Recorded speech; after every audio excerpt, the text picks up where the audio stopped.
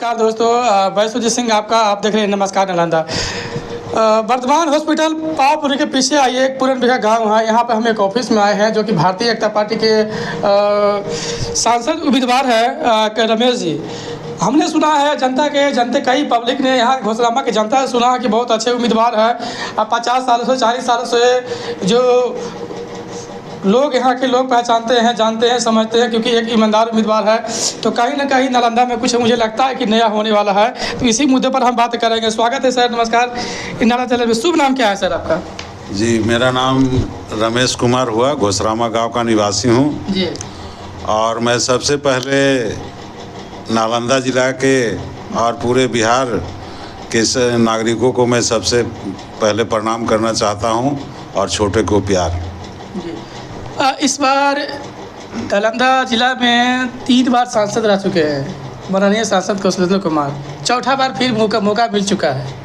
ठीक है, एजेंडा क्या रहेगा आपका? किस मुद्दे पर चुनाव लड़ते हैं? मुद्दा क्या रहेगा? देखिए, वो तो सब कोई जानते हैं कि कौशलेंद्र कुमार जीतने के बाद कोई गांव में नहीं गए हैं और ना ही किसी तरह का योजना दिए हैं गांव में। तो इससे लोग क्षुब्ध हैं। यहाँ के नौजुवक लोग बेरोजगारिया है, सबको बाहर जाके कमाना पड़ता है।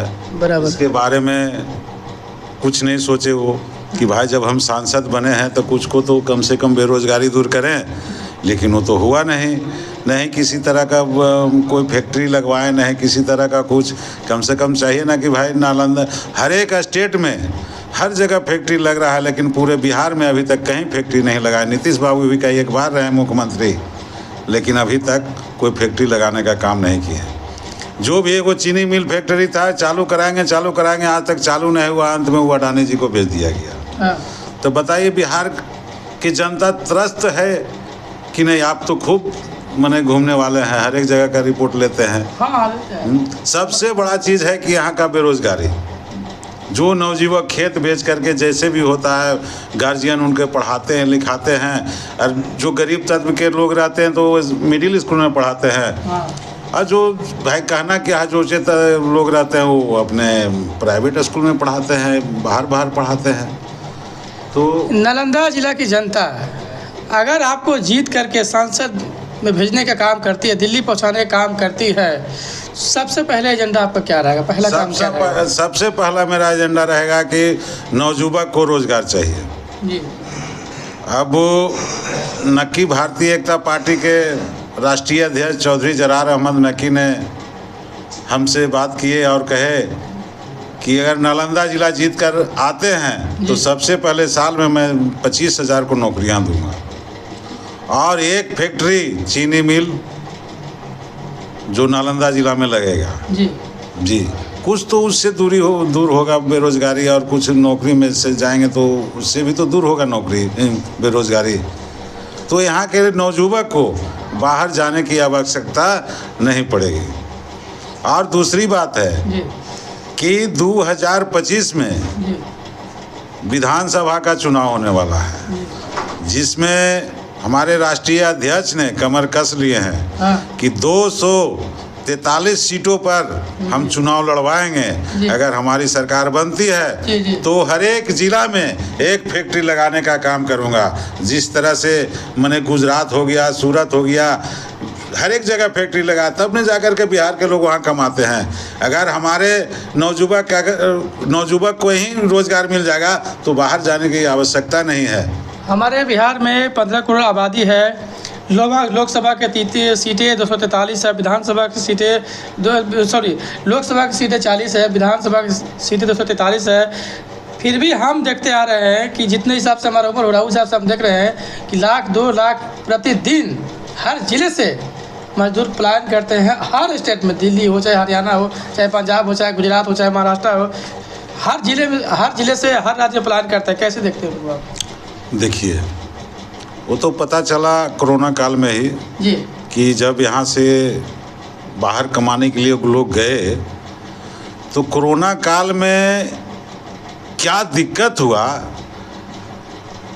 कि हम लोग टीवी पर बैठ के देखते थे और रोते थे कि बताओ हमारे बिहार के भाई बंधु बाहर गए कमाने के लिए और पैदल आना पड़ रहा है, कोई रास्ते में कोई पूछने वाला नहीं है। इस तरह से मैंने क्या कहा जाए, जितना भी हम कहेंगे वो कम कहें। कम है।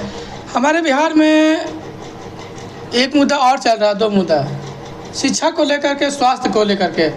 कोई भी जो अधिकारी होता है वो प्राइवेट से है, कॉन्ट्रैक्टर से है, लेकिन अपना मन से कोई काम नहीं करता है।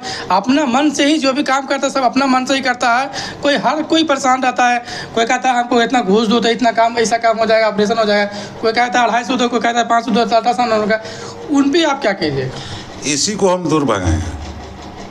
जब यहाँ से हम जीतेंगे और जनता हमें जिताएगी तो सबसे पहले काम रहेगा कि भ्रष्टाचार हमारे बिहार में दिन प्रतिदिन, रात दिन 24 घंटा बढ़ता ही जा रहा है। इसको कैसे कम करें? इसको जैसे लोग घूस लेते हैं। हमारे बच्चे पढ़ने के लिए गए तो पढ़ने के लिए गए तो सबसे पहले एडमिशन के लिए जाइएगा तो वहाँ तो पहले खोजेगा। तो घूस जब आप देते हैं तब ना घूस लेता है। अगर आप तत्पर हो जाइएगा कि हमको घूस नहीं देना है, एक ही जगह नहीं है, पहले क्लास नहीं है, सेकेंड क्लास भी है, थर्ड क्लास भी है, इसी तरह से सीढ़ी चढ़ते जाता है। तो ये मत सोचिए कि एक को घूस दे रहे हैं तो इसका हल्ला नहीं करे। घूस देने का भी काम पब्लिक जो करती है बहुत गलत काम करती है। पब्लिक मजबूरी में देती है, बोलता है कि अगर घूस नहीं देंगे तो काम ही नहीं हो। कैसे देखते हो? अगर एकता हो जाए तो हम आगे बढ़ कर के हमारे साथ चले ना, हम आगे बढ़ कर के आगे हम काम करेंगे। एक सीढ़ी चढ़ेंगे, एक सीढ़ी में फेल कर गए, दूसरा सीढ़ी चढ़ेंगे, वो भी फेल कर गया, उसके आगे भी तो है प्रशासन। रमेश जी बता रहे हैं लोकसभा प्रत्याशी है, तमाम तरह की समस्याओं का हल बता रहे हैं। आपका विचार क्या रहता है? कमेंट में बताइएगा।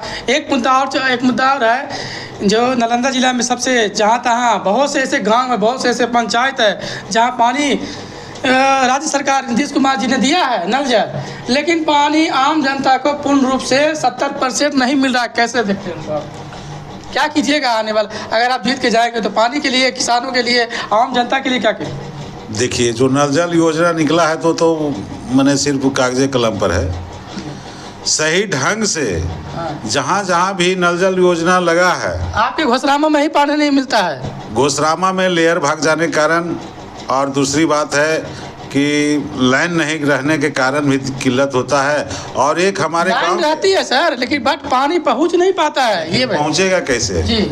अब लोग घर घर में मोटर लगाए हुए हैं, कहीं कोई किसानी के लिए नल खुला छोड़ देते हैं। सुबह अगर आप घूमिएगा मेरे गांव में तो हर एक के घर में नल खुला हुआ है, पानी ऐसी बह रहा है। तो बताइए, जो ऊपर में जिनका मकान है, कहीं ना कहीं आम जनता भी कहीं ना कहीं थोड़ी बहुत गलती थोड़ी बहुत करती है, लेकिन सभी जनता को परेशानी होता है। और यही सब मुद्दे पर हम बातें करेंगे। ये तो हो गया, पानी की समस्या हो गया। एक चीज़ और पानी के विषय में हम कहना चाहते हैं। घोसरामा गांव में अगर मिडिल स्कूल के पास एक पंप है जी, पानी वाला, जो कि पहले हम लोग का अभी भी चालू हो जाए पंप, तो ये जो टंकी बना है अगर इसमें एडजस्ट कर लिया जाए तो घोसरामा गांव में कभी पानी के लिए सोचना नहीं पड़ेगा। उसमें इतना पानी है, लेकिन सरकार को तो उस पर ध्यान है नहीं। नया चाहिए तो उसमें कमीशन कैसे आवेगा?